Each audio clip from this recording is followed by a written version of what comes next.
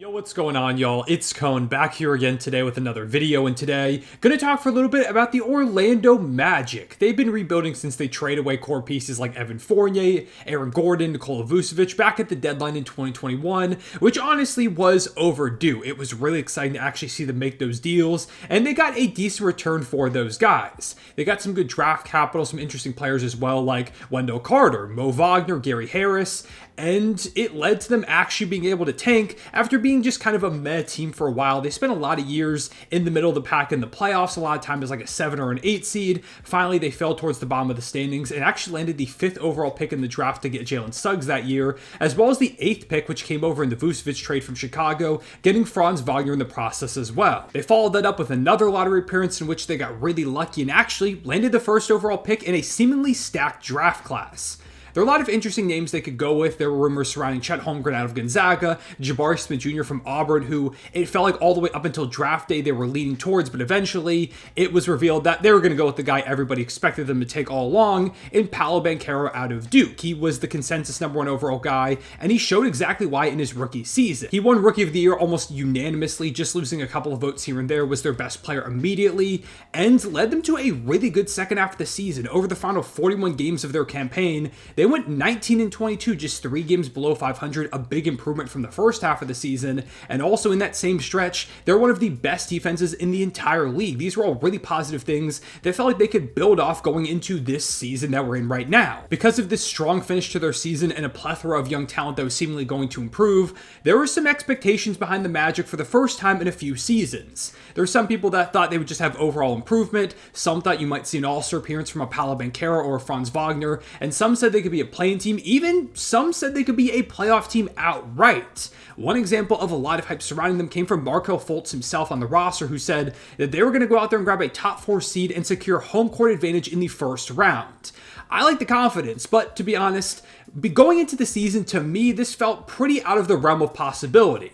It wasn't the fault of the Magic. I really like what they're building over there and have for a while. I've made a number of videos on the channel stating that, but to me, it just felt like the Eastern Conference had too many good teams to allow that to happen. You talk about the Celtics, the Bucks, the Sixers, the Knicks, the Heat, the Cavs. Those 6 teams to me felt like they would probably be top 6 locks, or at least right there in that conversation for that, with also teams like the Atlanta Hawks seemingly on the come up. A lot of people thought they could be a top 6 team this year, and the Indiana Pacers, a team that I believed in a lot. They were one of my sleepers coming into the season, and it seemed like they were in for a bunch of progression as well. So while the Hawks were on a really good trajectory, felt like they were building something special, I thought this might be another year where they ended up just barely in the lottery. I definitely could have seen them in the play-in. I forget where I predicted them. I think I might have had them at that 10 spot, right around that 10 or 11 range, which I think most people also kind of had that in mind for the Magic going into the season. Like I said, there are people that are way more optimistic, but that was kind of the consensus I feel like going into this year. And at the start of the season, the Magic were proving the optimists right. They were going crazy for the first month and a half or so. They were holding down the 2 seed pretty tight, being the second best team behind Boston, while a lot of other squads around the Eastern Conference faltered a little bit, dealt with some injuries. The Magic just kind of held their ground from the get-go. You could see that the defense from last season was really holding up. Paolo was playing great. Franz Wagner was taking a step forward. A bunch of guys were contributing. And then eventually they went down the standings a little bit, and it felt like, okay, they're coming back down to earth. They're probably going to remain more around this play-in range for the rest of the season. But now they're back. They are once again doing the stuff they did at the beginning of the season, and they've got a real shot to potentially grab one of these top 4 seeds like Markelle Fultz predicted, and it may even be higher than the 4 seed itself. Over the past 25 games, the Magic are 18-7, which is tied for the 3rd best record over that stretch with the Oklahoma City Thunder and Pelicans, and the only teams they're behind in that stretch in terms of record are the Boston Celtics and the Denver Nuggets, teams that most people will tell you will probably end up in the NBA Finals in June. This includes a stretch where the Magic won 10 of 12 games leading into yesterday's loss against the Kings. They barely lost that game by 2 points. They had chances at the buzzer right before that to go ahead and hit a game winner, but ultimately came up a little bit short. If they had won that game, though, they would have been the 4 seed outright. But even with that loss, the Magic are just half a game behind the Knicks at the moment, who have really been struggling with injuries, and just 1 game back of the Cleveland Cavaliers at the 3 seed, who are also dealing with some pretty significant injuries in their own right, like they kind of have been all season. If we want to go even further, technically the 2 seed isn't out of reach for the Magic. They're 4 games back in Milwaukee at the moment, but the Bucks have been playing really well at this point, so even if the Magic keep up this hot streak, I don't think they're going to catch the Bucks, but the fact that there is a feasible possibility they could is extremely impressive impressive in its own right. And it feels like they're probably going to end up in this 4-5 range, maybe even the 3 spot, because they're playing better than the teams ahead of them, and the teams behind them with the Pacers and Miami are faltering a little bit. They're 2.5 games up on the Pacers and 3 games up on Miami. They're not technically out of it, but the Magic are playing the best out of the 5 teams, I would say, that are currently from that 3 to 7 range. Also, regardless of where they end up, the fact that with 13, 12 games left in the season, the Magic are even in the conversation for home court advantage in the first round is extremely impressive. Like I said earlier, I did not see that happening. I was wrong. They have wildly exceeded some of my craziest expectations, and I've got to give them a lot of credit for that. So let's talk about why it's happening. The biggest reason, of course, as I've alluded to a number of times in this video, is the defense. It has been key as it was last year, and Jamal Mosley deserves a ton of credit for instilling this identity in them. It's rare that you see a young team like this defend at the level that the Magic do. They've been the 3rd best defense in the league this season, and they're continuously creeping closer and closer to that 2 spot. Probably the biggest reason for this has been the arrival of Jalen Suggs. He's been a pretty hard-nosed, gritty defender over the course of his first 2 seasons, but this year he has leveled up to be an all-defensive guard, one of the best defensive guards in the entire NBA, and not only that, but he's allowed himself to stay on the court more often now because he's got a 40% 3-ball on top of that. There were questions surrounding Jalen Suggs coming into the year because this Magic team doesn't have a lot of 3-point shooting, and while Jalen Suggs is this great defender, they need guys to space the floor around Paolo and Franz, but Jalen Suggs has turned himself into that 2-way player. He's the gritty heart and soul of this team, and after there were a lot of people questioning his future in this team's backcourt because of fit, past couple years people questioning if he was going to be a bust because of injury issues, he's now solidified himself as a cornerstone for this team and an established part of their core going forward. There's even some people that will tell you he is the defensive player of the year, and I'm not going to go quite that far, but I wouldn't be surprised if at some point in his career he wasn't competing or even winning one like a Drew Holiday or Marcus Smart, who did secure the award a couple of years ago. He is that impactful on that end. The amount of times that he's locked up an opposing team's best guard, it's impossible to count. Then out there in the front court, you have Jonathan Isaac, who a few years ago felt like a lock to win not one, but probably even multiple defensive player of the years. He was one of the most impactful defenders in the league before a bunch of injuries struck and kept him out of the lineup pretty consistently. But this season, he's played more games than he has really over the past few seasons, and he's looked like the defender that we knew him as back in those days. He's been one of the most game-breaking defenders in the entire NBA this season. In fact, he's the highest defensive EPM out of anybody in the league. He's ahead of guys like Marcus Smart, Alex Caruso, Joel Embiid, Evan Mobley, OG Anunoby, Victor Wembanyama, Rudy Gobert, all guys who are incredible defenders. Jonathan Isaac, according to this advanced statistic, which a lot of people love, clears all of them this season. Franz Wagner gives them some great defensive versatility, can guard a number of positions. Wendell Carter Jr. has been great all year down low, even when he was injured. Goga Bitadze held down the fort extremely well. Big shout out to him. Gary Harris has been good on that end. Paolo Banchero isn't the best defender quite yet, but he has some really solid moments. He gives them a nice amount of physicality, some size, and I think eventually Paolo will be a really good defender. They really just don't have many bad defenders that they put out there on the court, at least not consistently, and that's a big plus for them. They play fantastic team defense. They help each other. If one guy makes a mistake, there's 4 other really solid defenders to go ahead and help them out. This team is just really locked in on that end, and again, I got to give a lot of credit to Jamal Mosley for putting them in this position to succeed and really instilling this defensive mentality in such a young squad. On the offensive end, they're definitely a lot weaker, just the 21st offense in the NBA this season, mainly because they're an awful 3-point shooting team. They're one of the worst in the entire NBA, which was a big concern coming into the year, but credit to them, they've done enough to at least stay afloat and give themselves chances to win behind that high-level defense. A lot of this production has come from Paolo Banchero, who was named an All-Star for the first time this season and has elevated his game from his rookie campaign. 22.6 points per game, 6.8 rebounds, 5.4 assists, and a steal, shooting 47% from the field and 37% from 3. That's a big jump from his rookie season.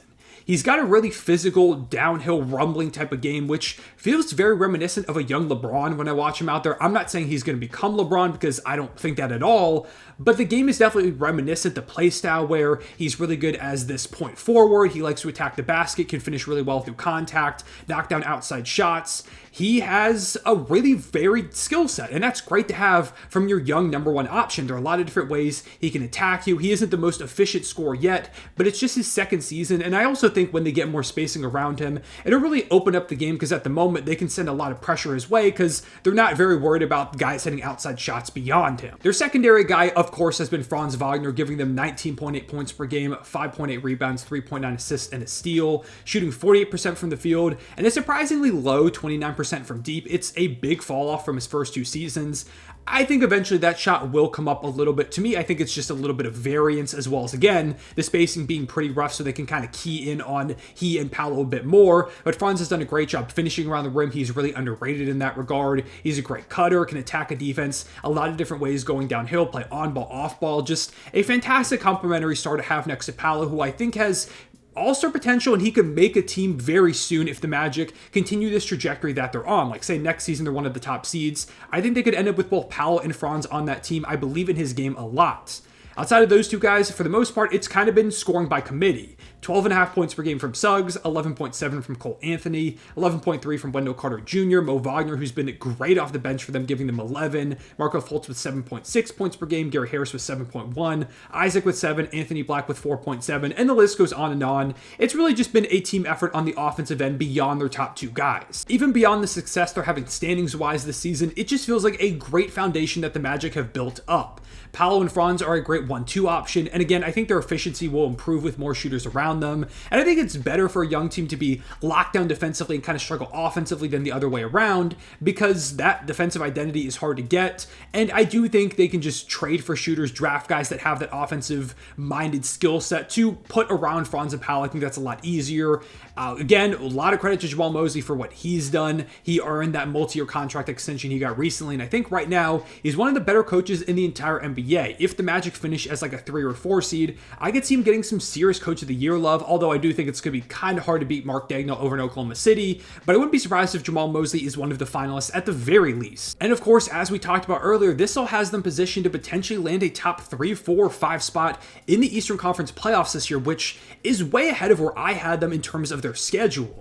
I know there were some people that were way more optimistic, but again, I think most people were kind of similar to me, where it felt like the Magic were just a year away from being at this point, which would have been perfectly fine if they even just made it to the play-in tournament or ended up as an 8 seed. That would have been a home run season, but instead, they've got a grand slam. They could legitimately land home court advantage in the first round beyond most people's wildest expectations. I'm sure some people are going to try and discredit the Magic by saying the only reason they're up here is because the East has had a bunch of injuries, and yeah, teams like the Knicks, the Cavs, the Sixers, the Heat, the Pacers, like all those squads have been pretty beat up this year, but the Magic have still had to take advantage of the opportunity, and even if you told me those teams are facing injury, I still don't know if I would have had the Magic up here at this spot ahead of some of the other teams in the Eastern Conference. So they've exceeded my expectations. I was wrong about them. I'm sure a lot of you were, and it sets up a potentially really interesting playoff matchup between them and someone else in the Eastern Conference in that first round. I will say I do think they're a first round exit, but I don't think they're a super easy one to take down with the right matchup.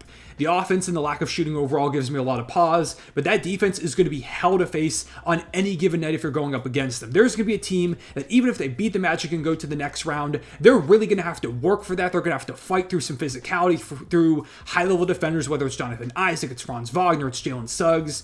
I could see them pushing a team to a 6, maybe even 7-game series in the first round if they really get the ideal team to face. And if you give an opposing team a competitive series, land home court advantage, this is one of the best possible seasons imaginable for the Magic. I cannot believe they're here at this point, and there's still a lot of room for them to continue to make this a wildly successful year. This core is super young. You seemingly have your future top 2 players in Franz Wagner and Paolo Banchero, and going into the playoffs, you'll at the very least know in a playoff setting where it really matters what's wrong with this team, what do you need to do in the offseason, how do you need to shape this squad around your 2 stars, and I think that's going to give them a big boost over some of the other teams that are trying to level up in the East going into next season. I've just been blown away by what the Magic have done. I had to make a video talking about them because I haven't talked about them in their own video since like the beginning of the season when they were up there for the 2 seed. They bowed their way back up towards the top, and I'm happy to say that I was wrong about this Magic team. Really excited for what they're doing over there, and give it a couple of years, this Magic team could be representing the Eastern Conference in the NBA Finals. I don't think it's that far away if they make the right decisions and their talent develops the way that I think it's going to. But with all that being said, those are my my thoughts on the Magic this season. Let me know down below what your opinions are. Do you think the Magic could take somebody down in the first round? Do you think they're still a year away from that? What have you thought about their season so far? What do you think about Paolo, Franz? What's their ceilings? And how far away do you think the Magic are from being one of the top contenders in the Eastern Conference? Could it be next year, a couple years, even further down the line? Would love to know your thoughts as always. I appreciate you watching. Leave a like and subscribe if you did enjoy. Hit the notification bell so you don't miss out on future videos. Appreciate y'all watching. I'll see y'all later. Real Wednesday back.